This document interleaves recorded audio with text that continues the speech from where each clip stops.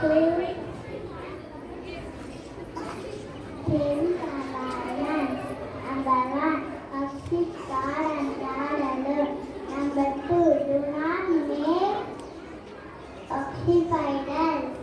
Number three, do not use God's name disrespectfully. Number four, rest every seventh day.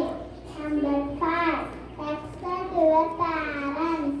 Number six, do not murder. Number seven, do not commit adultery. Number eight, do not steal.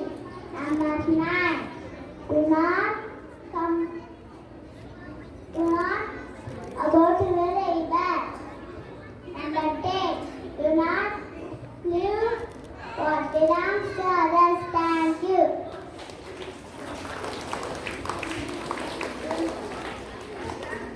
Good morning. My name is DJ Jonathan Thomas. I am studying in second standard E section. 10 commandments. You shall have no other gods before me. You shall make no idols. You shall not take the name of the Lord your God in vain. Keep the Sabbath day holy. Honor your father and your mother.